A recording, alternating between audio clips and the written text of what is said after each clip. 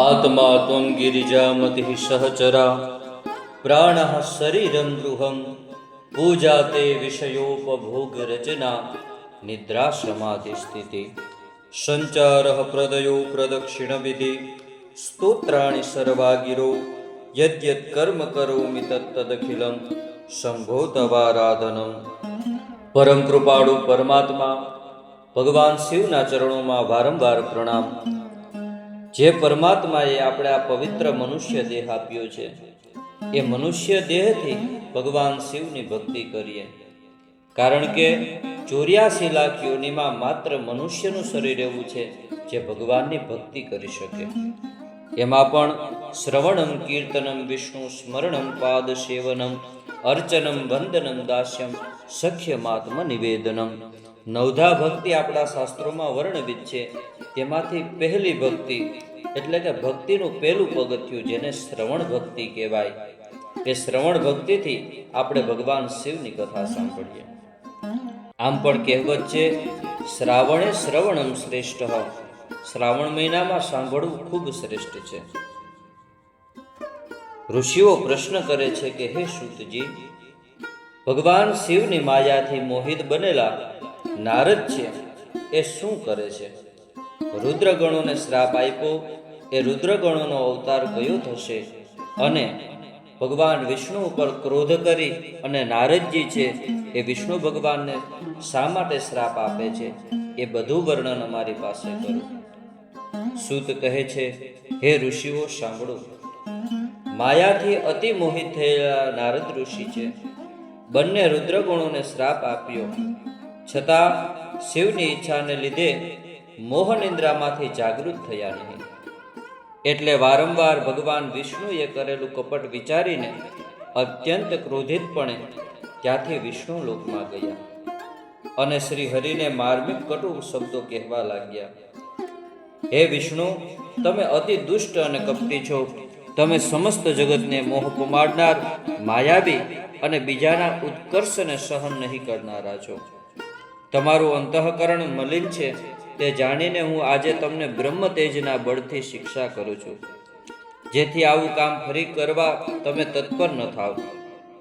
અને ક્રોધથી તપી રહેલા નારદ મુનિએ ભગવાન વિષ્ણુને શ્રાપ આપ્યો કે હે વિષ્ણુ, તમે સર્વને મોહ પમાડનાર છો, છતાં જેવી રીતે હું સ્ત્રીના વિયોગમાં વ્યાકુળ બન્યો છું, તમે મને સ્ત્રીના વિયોગમાં વ્યાકુળ બનાવી દીધો છે। તમે મનુષ્ય અવતાર ધારણ કરશો અને તમે પણ દુઃખી થશો, તમે પણ સ્ત્રીના વિયોગમાં દુઃખ ભોગવશો। તમે જે વાનર સમાન મારું મોઢું બનાવ્યું હતું, તે વાનરો જ તમારા સહાયક થશે।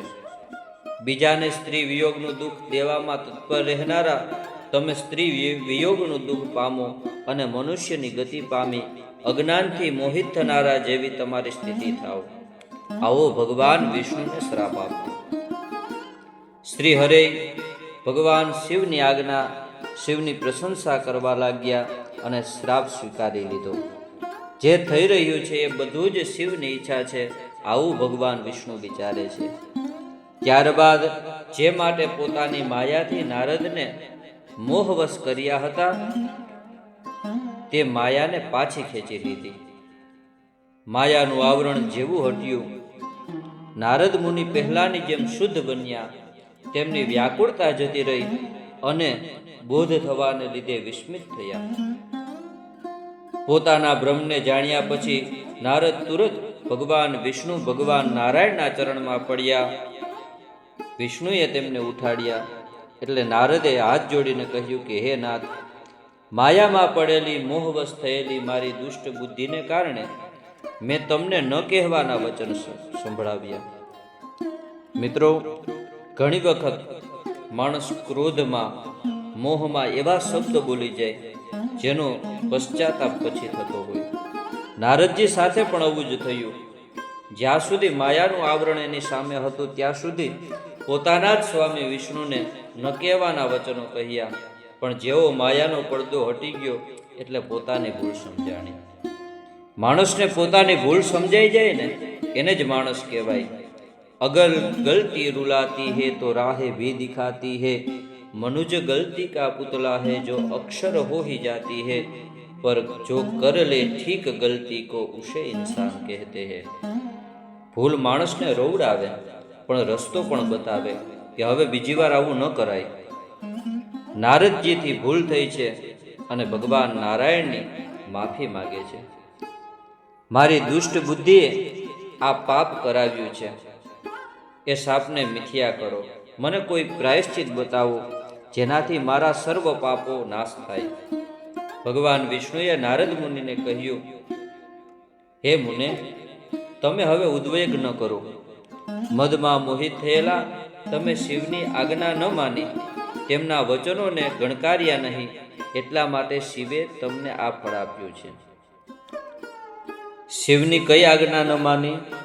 તો જ્યારે નારદજીએ તપ પૂરું કર્યું અને શિવજી પાસે ગયા અને પોતે કામદેવ ઉપર વિજય મેળવ્યો છે આ વાત કરી, ત્યારે શિવજીએ કહ્યું કે આ વાત તમે મને કરી પણ હવે બીજા કોઈને ન કરતા.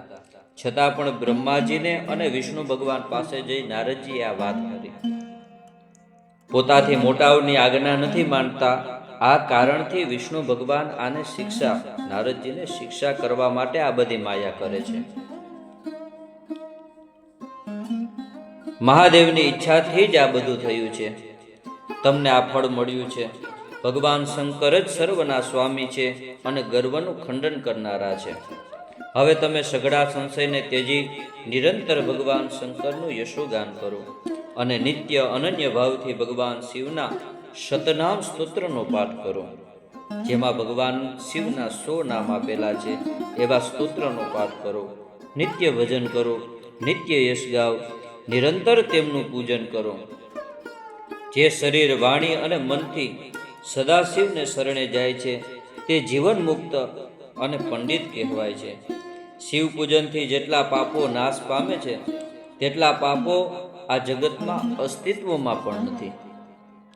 હે નારદ, સૌ પ્રથમ તમે ભગવાન શિવના ઉજ્જવળ ચરણ કમળનું ધ્યાન ધરો. તીર્થ સ્થળોમાં ફરો.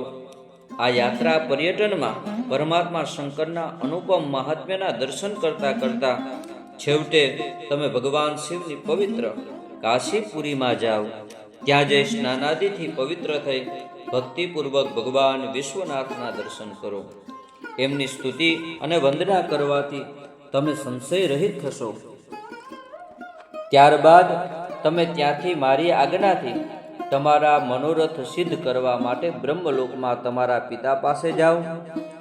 વિશેષ પ્રકારે એમની સ્તુતિ વંદના કર્યા બાદ એમને શિવના મહિમા સંબંધિત પ્રશ્ન પૂછજો.